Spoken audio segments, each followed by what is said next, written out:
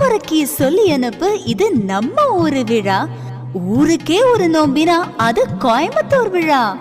உப்பு சமா இருந்தாக்கா ஊரு பக்கம் வாடா. அரிசி பருப்பு சோறு விருந்து இருக்கு ரெடியா. ஹாய் ஃப்ரெண்ட்ஸ், நான் சங்கீதா. வெல்கம் டு கோவை விருந்து. இன்றைக்கி நம்ம வீடியோவில் என்ன பார்க்க போகிறோன்னா, கிச்சன் வீடே மணக்கிற மாதிரி சூப்பரான ஒரு சாதம் தான் செய்ய போகிறோம். இது லஞ்ச் பாக்ஸ்க்கெல்லாம் கொடுத்திங்கன்னா ரொம்பவே டேஸ்ட்டாக இருக்கும். குழந்தைகளாம் நல்லா லைக் பண்ணி சாப்பிடுவாங்க. இப்போ அதை எப்படி செய்கிறது அப்படிங்கிறத பார்க்கலாம். ஒரு கடாய் வச்சுக்கோங்க. அதில் ஒரு ஸ்பூன் மிளகு சேர்த்துக்கலாம், குருமிளகு. ஒரு ஸ்பூன் சீரகம் சேர்த்துட்டு ஒரு அரை டீஸ்பூன் கம்மியாக கொஞ்சமாக எண்ணெய் சேர்த்துக்குங்க. இது நல்லா வறுத்தெடுத்துக்கலாம்.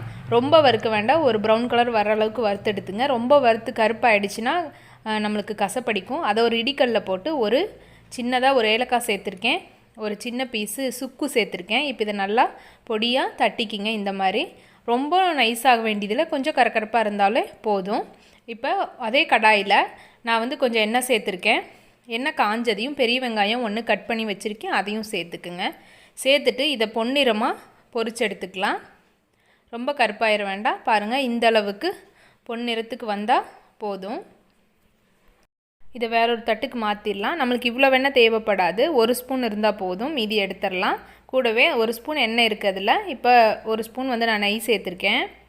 இது நல்லா உருகட்டும். நல்லா காஞ்சிருச்சு பாருங்கள். இப்போ கடுகு உளுந்தம்பருப்பு சேர்த்துக்கலாம். அது கூட அரை டீஸ்பூன் கடலைப்பருப்பு சேர்த்துக்குங்க. ஒரு கொத்து கருவேப்பிலை, ஒரே ஒரு வரமிளகா நான் 2ஆக கட் பண்ணி சேர்த்துருக்கேன். இது நல்லா பொரியட்டும், பொன்னிறமாக வறுத்துக்குங்க. கூடவே நடக்கடலை ஒரு ஸ்பூன் சேர்த்துக்கலாம். சேர்த்து இதையும் நல்லா பொன்னிறமாக வறுத்துக்கலாம். ரொம்ப கருக விட்டுற வேண்டாம், இந்த அளவுக்கு இருந்தால் போதும். கூடவே ஒரு அரை டீஸ்பூன் பெருங்காயத்தூள் எண்ணெயிலேயே சேர்த்துக்கலாம்.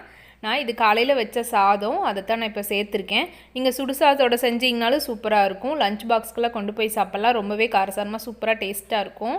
இப்போ இதெல்லாம் மிக்ஸ் பண்ணியாச்சு. இப்போ தேவையான அளவு, சாதத்துக்கு தேவையான அளவு நம்ம உப்பு சேர்த்துக்கிறோம்.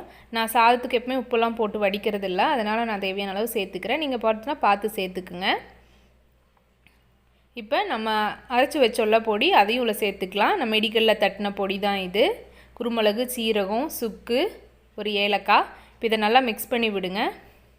இது நல்லா மிக்ஸ் ஆன பின்னாடி நம்ம பொரிச்சு வச்ச வெங்காயத்தை சேர்த்துக்கலாம். சேர்த்து நல்லா கிளறிக்கலாம். அவ்வளோதான் ஃப்ரெண்ட்ஸ், சூப்பராக ரெடி ஆயிடுச்சு சாதம். ரொம்ப நல்லாயிருக்கும், டேஸ்ட்டாக ட்ரை பண்ணி பாருங்கள். வீடியோ பிடிச்சிருந்தா லைக் பண்ணுங்கள், ஷேர் பண்ணுங்கள், கமெண்ட் பண்ணுங்கள் ஃப்ரெண்ட்ஸ். தேங்க்யூ.